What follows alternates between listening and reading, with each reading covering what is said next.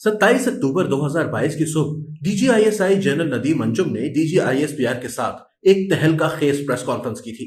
यह पाकिस्तान की तारीख में किसी डीजीआई की पहली प्रेस कॉन्फ्रेंस थी। लेफ्टिनेंट जनरल नदीम अंजुम ने इसमें इंकशाफ किया कि इमरान खान ने मार्च में आर्मी चीफ को मुद्दत मुलाजमत में गैर मुअय्यना मुद्दत की तौसीह की पेशकश की थी। ये पेशकश मेरे सामने हुई थी। जनरल नदीम अंजुम ने इसके बाद इमरान खान की ऐवान सदारत में जनरल बाजवा से मुलाकातों का रेफरेंस भी दिया और कहा, अगर आप ये समझते हैं कि आपका सुपह सालार मीर जाफर और मीर सादिक है तो फिर आप इससे रात की खामोशी में बंद दरवाजों के पीछे मिलते क्यों हैं? पीटीआई ने इस प्रेस कॉन्फ्रेंस के बाद आज तक इन दोनों वाकयात की कोई वजाहत या तरदीद नहीं की।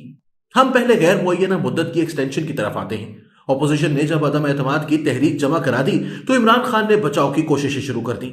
ये एमक्यूएम को राजी करने के लिए बहादुराबाद भी गए, चौधरी शुजात से मुलाकात के लिए लाहौर भी आए और इन्होंने अपने एमएनएस को मनाने और खरीदने की कोशिश भी की। 7 अक्टूबर 2022 को इससे मुतालिक एक वीडियो भी लीक हुई थी जिसमें इमरान खान 5 एमएनएस की खरीदारी का जिक्र कर रहे थे। 5 तो मैं खरीद रहा हूँ ना, मेरे पास है 5 खरीदो देनी है कि वो जो 5 है ना वो 5 बड़े इंपॉर्टेंट है। लेकिन जब ये तमाम हरबे नाकाम हो गए तो इमरान खान ने जनरल बाजवा को राजी करना शुरू किया। पीटीआई की तरफ से आर्मी चीफ की सपोर्ट हासिल करने के लिए इन्हें 3 बार एक्सटेंशन की ऑफर की गई। मार्च 2022 के महीने में दोबारा ऑफर की गई। पहली पेशकश असद उमर आर्मी चीफ के पास लेकर आए थे। इनका कहना था, आप नए कानून के मुताबिक 65 साल की उम्र तक आर्मी चीफ रह सकते हैं। हम नोटिफिकेशन जारी कर देते हैं, आप आर्मी चीफ रहें और हमें हुकूमत में रहने दें। जनरल बाजवा ने यह पेशकश टाल दी। इसके चंद दिन बाद परवेज खटक डीजीआईएसआई के दफ्तर गए। डीजी के सामने बैठकर महफूज फोन के जरिए जनरल बाजवा से मुलाकात की और इन्हें गैर मुअय्यना मुद्दत तक ताहयात एक्सटेंशन की ऑफर कर दी। यह ऑफर अदम एतमाद से चंद दिन पहले की गई थी। यहीं पर सवाल पैदा होता है, अमेरिका का साइफर उस वक्त तक इमरान खान के पास पहुंच चुका था और ये जनरल बाजवा के मीर जाफर और मीर सादिक किरदार से अच्छी तरह वाकिफ हो चुके थे। लिहाजा फिर वो शख्स जो आपके बकौल गद्दार भी है और अमेरिका के साथ मिलकर आपकी अवामी हुकूमत का तख्ता भी उलटना चाहता है, आप इसे गैर मुअय्यना मुद्दत यानी ताहयात आर्मी चीफ क्यों बनाना चाहते हैं? मुझे आज भी ये नुक्ता समझ नहीं आया। यहां यह सवाल भी पैदा होता है, यह ऑफर परवेज खटक से क्यों करवाई गई? जनरल साहब दरअसल परवेज खटक का बहुत एहतराम करते हैं। ये इमरान खान को हमेशा कहते थे, आप परवेज खटक की वजह से केपी में दोबारा हुकूमत बनाने में कामयाब हुए हैं, आप इन्हें वजीर आला बना दें, ये सूबे को संभाल लेंगे। मगर इमरान खान का जवाब होता था, ये मेरी बात नहीं मानता। और इस पर जनरल बाजवा हंसकर क्रिकेट और फौज की मिसालें दिया करते थे। ये कहते थे, क्रिकेट में जब कोई खिलाड़ी ज्यादा अच्छा खेल रहा हो तो इसे ज्यादा मौके दिए जाते हैं, लेकिन आपने केपी में अपने बेस्ट प्लेयर को पवेलियन में बिठा दिया। मगर क्योंकि मुर्शद परवेज खटक से भी मुतमईन नहीं थी, लिहाजा ये भी 3.5 साल महरूम रहे। बहरहाल परवेज खटक के जरिए पीटीआई का आखिरी वक्त तक जनरल बाजवा से राब्ता रहा। जनरल बाजवा ने अदम एतमाद से पहले ऑपोजिशन को तहरीक वापस लेने का मशवरा भी परवेज खटक की दरख्वास्त पर दिया था। हम अब ऐवान सदर की मुलाकातों की तरफ आते हैं। हुकूमत तब्दील हो गई और इमरान खान ने जनरल बाजवा को गद्दार, मीर जाफर और मीर सादिक करार दे दिया। लेकिन फिर इमरान खान ने इसी मीर जाफर और मीर सादिक से ऐवान सदर में 2 मुलाकातें की। ये दोनों मुलाकातें इमरान खान की ख्वाहिश और असरार पर हुई थी। सदर आरिफ अलवी इमरान खान का पैगाम लेकर जनरल बाजवा के पास आए थे और इनका असरार था, आप एक बार खान से जरूर मिल लें। जनरल बाजवा ने जवाब दिया, इमरान खान किसी भी वक्त आर्मी चीफ हाउस आ सकते हैं, मगर यह ऑप्शन इमरान खान को सूट नहीं करता था। सदर के जरिए पेशकश की गई, जनरल बाजवा परवेज खटक के घर आ जाए।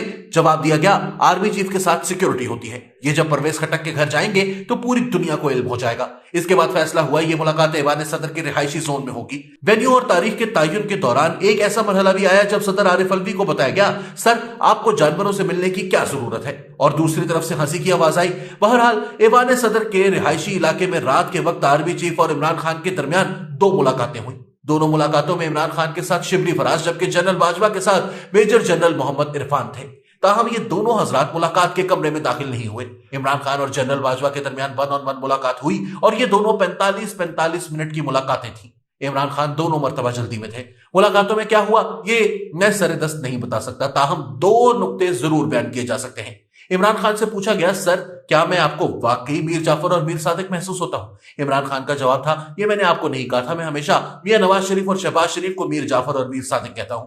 दूसरा नुक्ता इमरान खान ने फरमाइश की, जनरल साहब आप बस इस हुकूमत को गिरा दें, इन्हें फारिग कर दें। जनरल बाजवा ने जवाब दिया, सर मैं ये कैसे कर सकता हूं, ये इलेक्टेड गवर्नमेंट है, मैं ये गैर आईनी काम कैसे कर सकता हूं। आप सदर का मशवरा माने, असेंबली में वापस जाएं, इत्तेहादियों को दोबारा अपने साथ मिलाएं और अपनी हुकूमत बना लें। आपके पास जमहूरी रास्ता मौजूद है, हम आपकी मदद नहीं कर सकेंगे। और यूं ये दोनों मुलाकातें किसी नतीजे के बगैर खत्म हो गई। इमरान खान ने इन मुलाकातों के बाद 12 सितंबर को कामरान खान के शो में इंदिया दिया, कमर जावेद बाजवा इलेक्शन तक एक्सटेंशन ले लें, नई हुकूमत आए और ये नए आर्मी चीफ का तयन कर ले।